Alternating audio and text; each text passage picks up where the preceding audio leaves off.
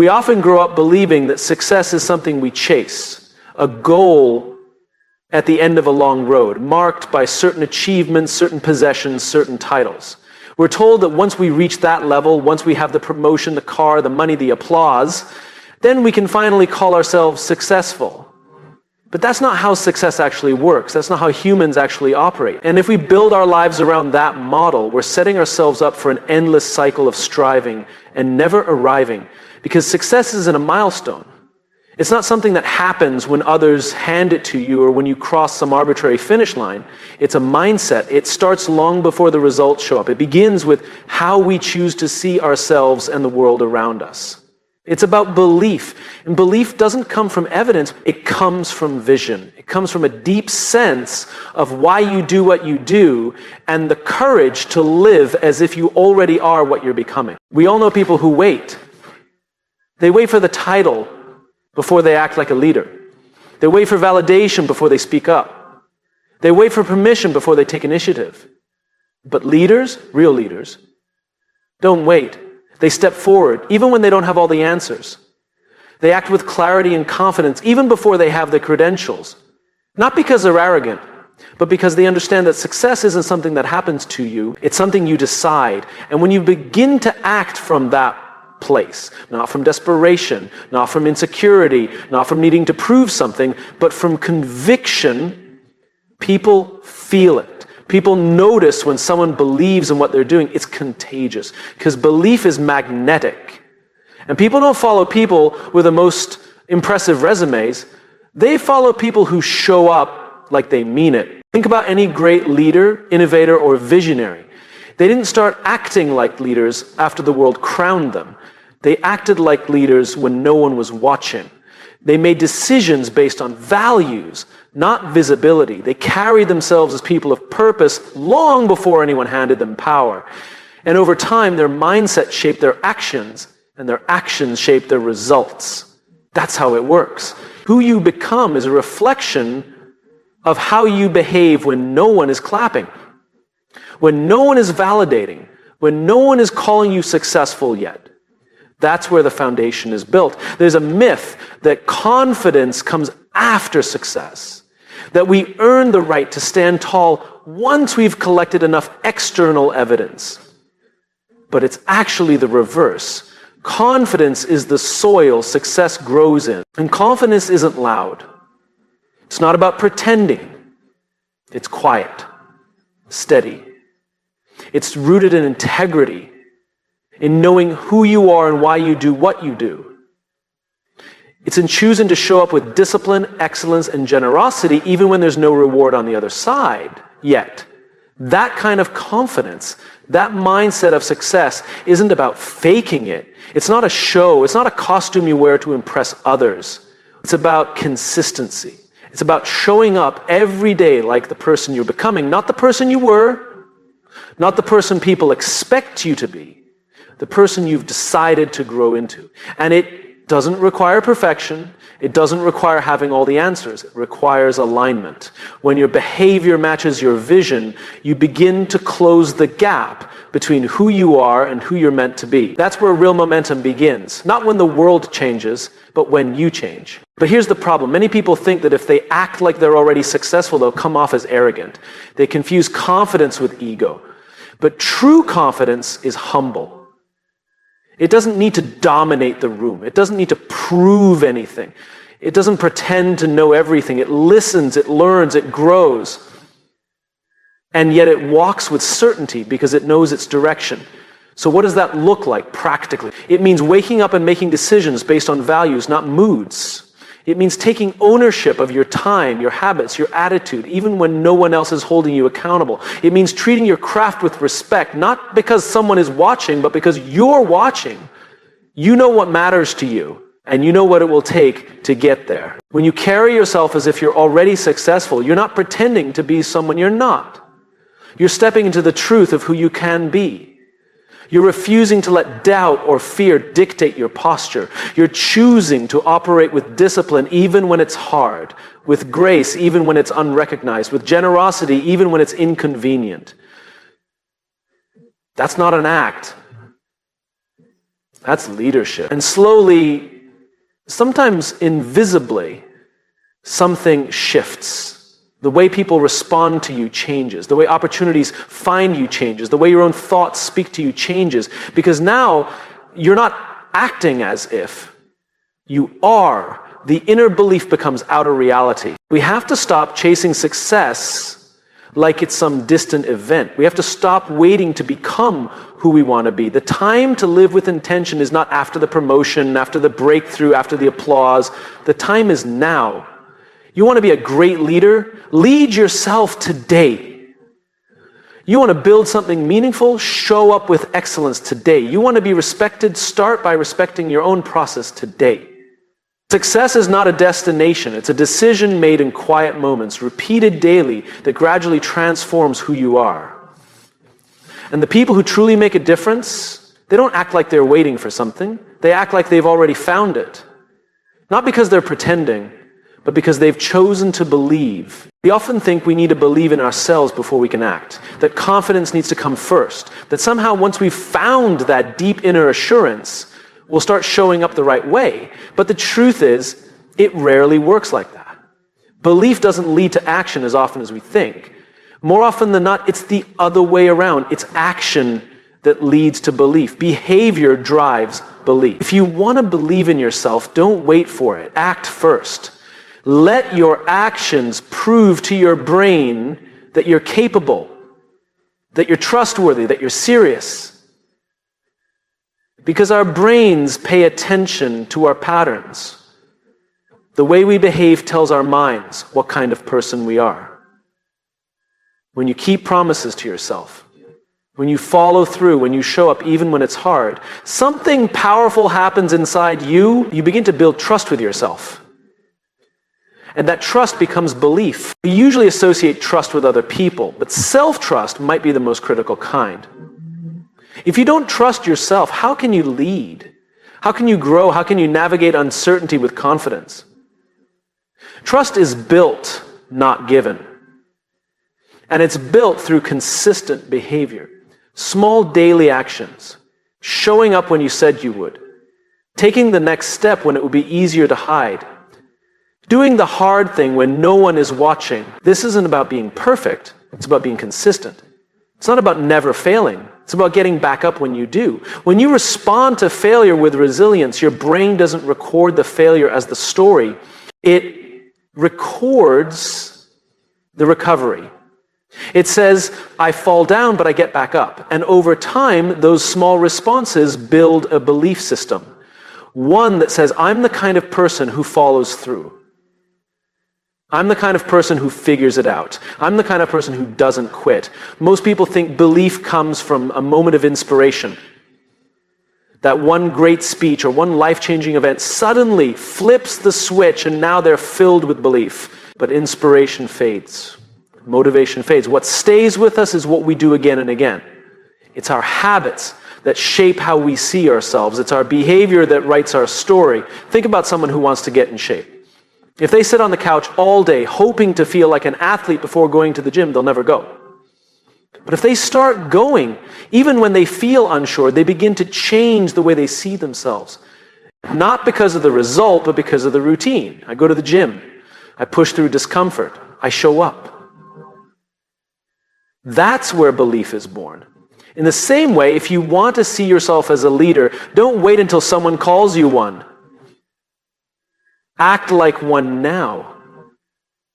Lead where you are. Take responsibility. Serve others. Make decisions based on values. Communicate with clarity. Step up in the small moments. The behavior comes first. The belief follows. That's the mistake we often make. We wait for the title. We wait for permission. But leadership doesn't come with a badge. It comes with behavior.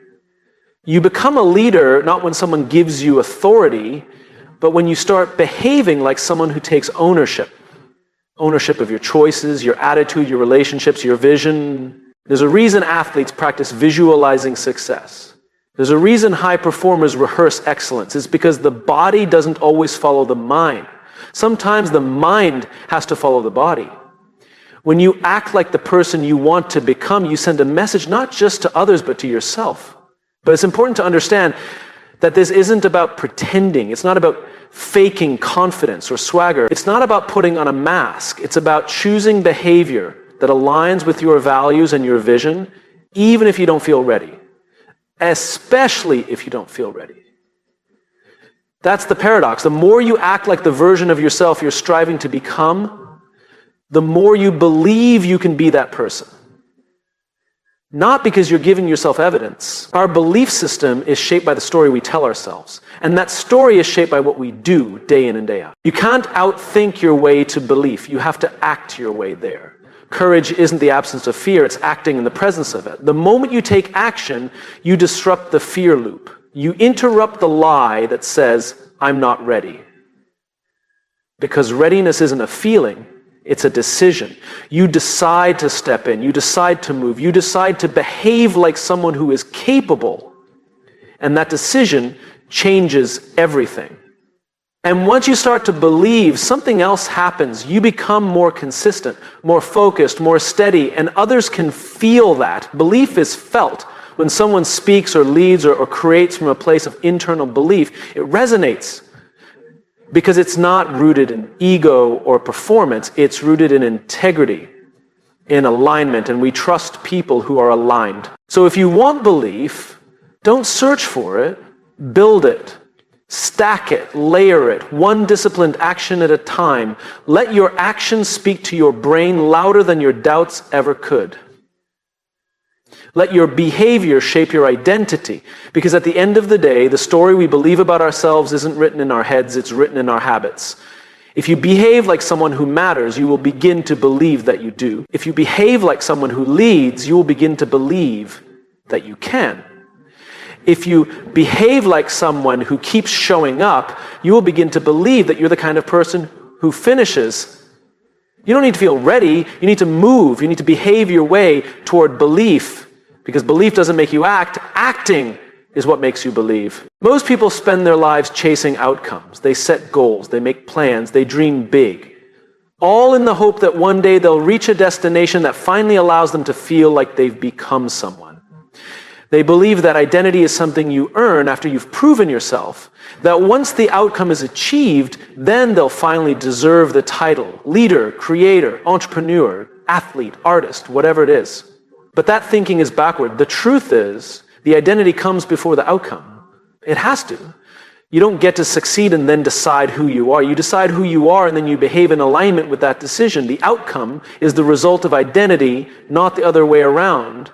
We act based on who we believe we are, and when that belief is rooted in intention and clarity, then the results take care of themselves. This is a shift that many people never make. They wait. They think, once I've built the business, I'll call myself an entrepreneur. Once I have a team, I'll act like a leader.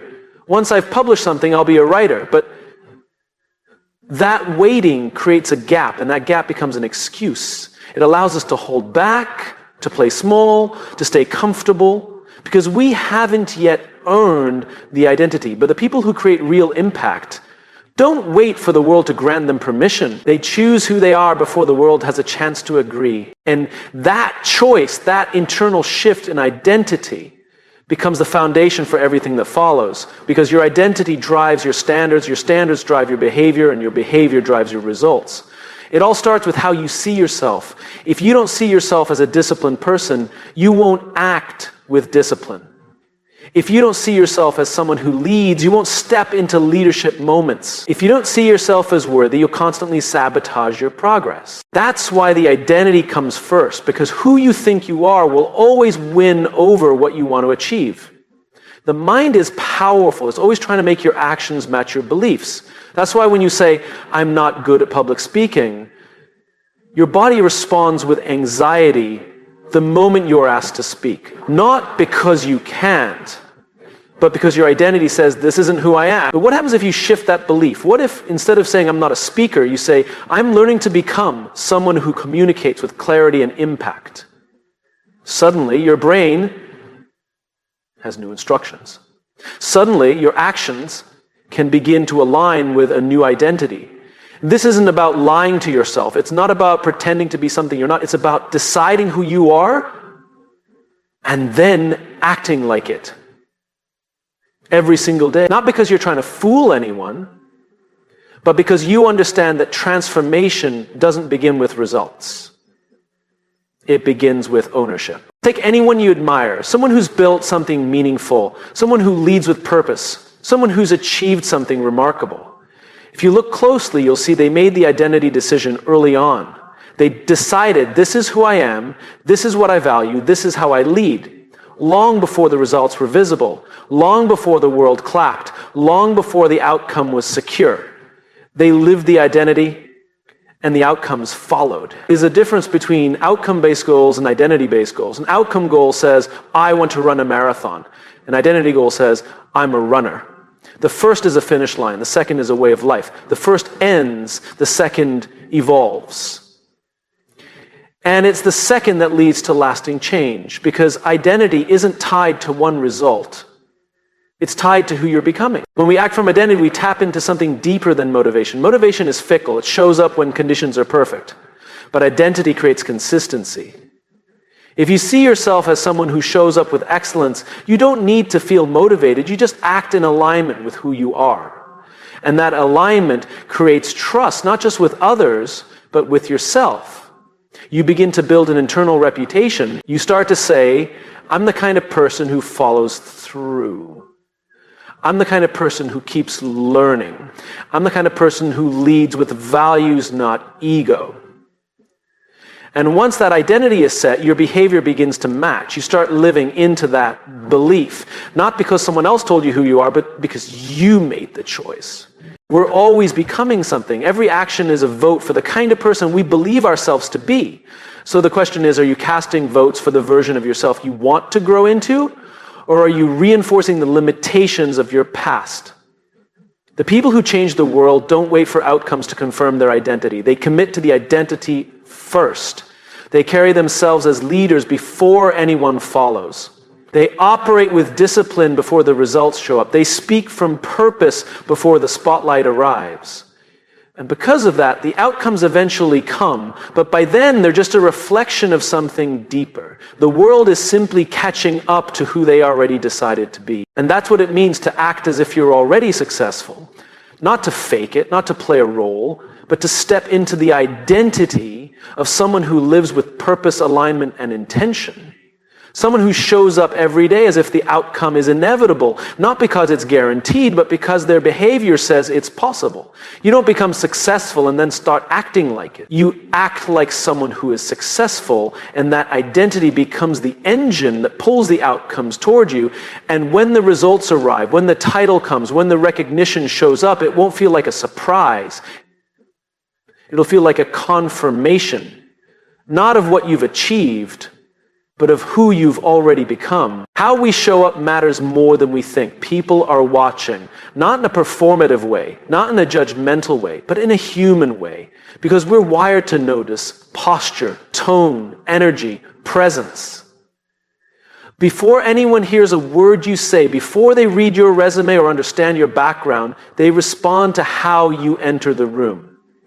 And how you show up tells them a lot about what to expect from you. We all want to be taken seriously. We want to be seen as credible, capable, confident. But credibility doesn't begin with external validation. It starts with how we carry ourselves, how we walk into a meeting, how we speak up in uncertainty, how we treat people even when there's nothing to gain. That behavior creates an impression, and that impression becomes influence. Because people don't follow the loudest voice. They follow the most consistent one, the one that feels grounded, the one that feels real. The mistake many people make is thinking they'll show up better once they've made it, once they're promoted, once they're in charge, once they're successful. But that mindset misses the point. You don't become a leader when someone gives you authority. You become a leader when you choose to carry yourself like one with clarity, with humility, with responsibility, regardless of your title. Showing up well doesn't mean pretending to have all the answers. It means being present. It means standing for something. It means communicating with purpose, not performance. It's about tone, not volume. Consistency, not perfection. It's not about impressing people. It's about showing them someone worth trusting. And trust, unlike attention, takes time to build. But the first step is how you show up. People can feel when you're grounded. They can sense when you're aligned with your values. When your body language, your words, your decisions, and your energy are all telling the same story, people notice that alignment doesn't scream. It resonates. And resonance is what creates connection. Connection is what builds teams, and teams are what build great things. You could be the smartest person in the room, but if the way you show up feels chaotic, insecure, or inconsistent, people won't know how to engage with you. People want clarity, not confusion. They want stability, not volatility. They want to trust your presence before they trust your plan. That's why leadership, real leadership, starts long before decisions are made. It starts the moment you enter the room. Think about someone you've admired, not for what they've achieved, but for how they carry themselves. Chances are they weren't the flashiest, they weren't trying to be the center of attention, but there was something about the way they held space, the way they listened, the way they spoke when it mattered. That kind of presence is earned. It's built through intention, not accident. When you show up with integrity, people may not notice immediately. But over time, they will remember how you made them feel. They'll remember that you were calm under pressure, that you took responsibility instead of placing blame, that you made them feel seen. Those moments may seem small, but they're everything. Because influence isn't built in the big speeches. It's built in the daily presence. It's built in how you show up when things are uncertain. The truth is, most of us spend too much time worrying about what people think of us, and not enough time focusing on what people feel from us. There's a difference. What people think can be swayed, but what people feel, that stays with them. If you walk into a room with clarity and calm, people will mirror it. If you walk in distracted and defensive, people will react to that too. Emotional energy is contagious, and how you show up is the thermostat for everyone around you. This is especially true in leadership. If you're anxious, your team feels it. If you're distracted, your team mirrors it. If you show up late, dismissive, reactive, they will follow that example, not because they're trying to be disrespectful, but because we follow emotional cues. On the other hand, if you show up with intentionality, with focus, with humility, they respond in kind. They don't just listen to your words, they absorb your way of being. This isn't about being perfect. You don't have to be fearless or flawless, but you do have to be intentional. You do have to know what you stand for. You do have to take responsibility for the emotional tone you bring into spaces.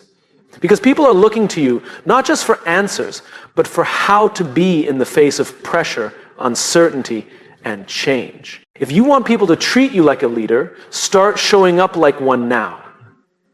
Not later, not when you get the promotion, not when things are easy. Now. That means preparing.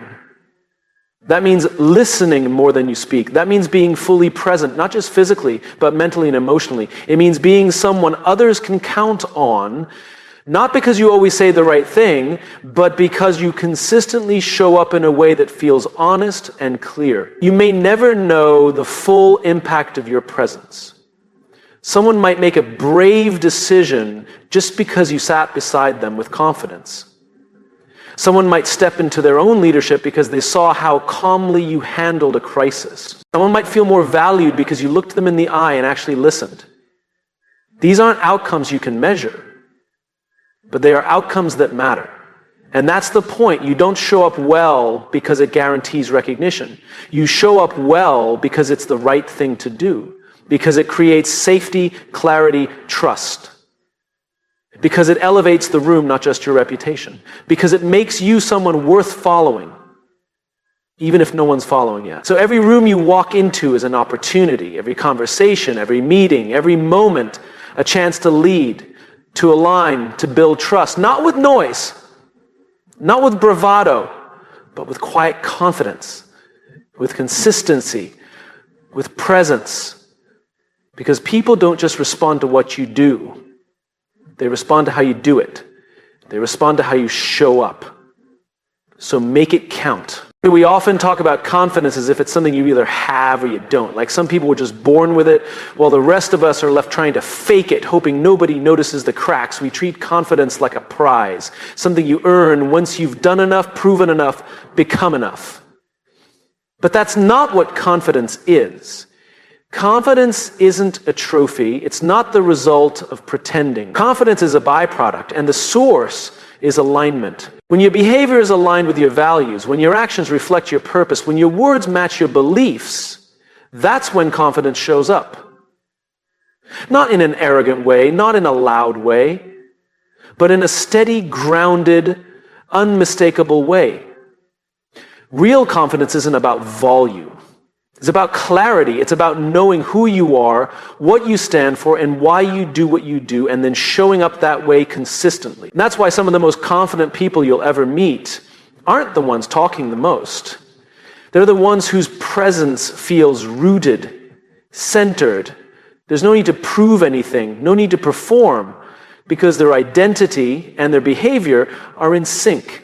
That alignment creates trust, not just with others, but with themselves.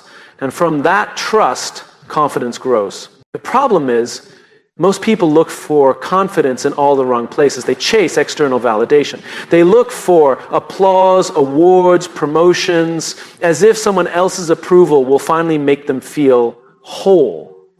But you can have the resume, the title, the recognition, and still feel empty inside if how you're living isn't aligned with who you are.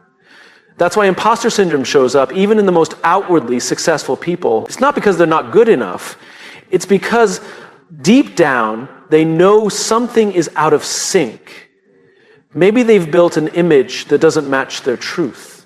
Maybe they've been chasing someone else's definition of success. Maybe they've been compromising their values to get ahead. Whatever it is, the result is the same: a shaky sense of self. A fragile kind of confidence that breaks the moment things get hard. But when you live in alignment, something shifts. You stop needing to convince people. You stop needing constant reassurance. Because you're not trying to be someone, you're simply being who you already are. And the more you live that way, the more you trust yourself. That's the root of real confidence. Self-trust. Not perfection, not popularity. Just the quiet, unshakable belief that you're being true to yourself. Of course, alignment doesn't happen by accident. It takes intention. It takes self-awareness. You have to be honest enough to ask, what do I actually believe in? What do I care about? What kind of person do I want to be? And once you've answered that, you have to be brave enough to live like it matters. You don't get confidence from mimicking someone else's voice. You get it from finding your own. That voice might not be polished at first. It might not be loud, but it will be real, and real is powerful. Because real can't be shaken. When your voice comes from alignment, people don't just hear your words, they feel your conviction. That's what creates influence. The world is full of noise. Everyone's trying to look like they've got it together. But the people who make a lasting impact aren't the ones with the slickest image. They're the ones with the strongest foundation. They're not reacting to every opinion or chasing every trend. They're rooted in something deeper. That's what alignment gives you. It doesn't make the path easy, but it makes it clear. And when the path is clear, confidence becomes natural, not forced, not faked, just there, like a quiet companion walking beside you. Because you're not spending energy pretending. You're not wasting time comparing. You're focused. You're grounded, you're showing up as yourself, flaws and all, and you're doing the work. Confidence built on alignment doesn't crumble in failure because it was never built on success. It was built on purpose. So even when things go wrong, even when the project fails or the outcome disappoints, the foundation remains. You still know who you are. You still know why you showed up. And that's what gives you the courage to try again. And this kind of confidence is magnetic. People are drawn to authenticity. They're drawn to leaders who know themselves, who stand for something, who don't need to dominate the room to command respect. That's what alignment gives you, not just the strength to act, but the consistency to lead. But here's the part we often overlook. Alignment doesn't just affect how you feel. It affects how others feel around you. When you're aligned, you give people permission to be themselves. When you speak honestly, you create space for others to do the same. When you lead from values, you invite trust. And when you model real confidence, the kind that comes from within, you help others build it too. So if you want to become more confident, don't chase louder words or flashier wins. Chase alignment. Ask yourself the hard questions. Audit your habits. Pay attention to the little ways you compromise and choose day by day to realign. Confidence will follow, not because you've earned it from the world, but because you've earned it from yourself. This is the deeper work, the real work. It's not about appearances. It's about congruence. Your inside world and your outside world telling the same story. That's where confidence lives, not in the applause, not in the outcome, in the integrity between who you are and how you live. Because when those two things match, when you're truly aligned, you stop chasing confidence. You become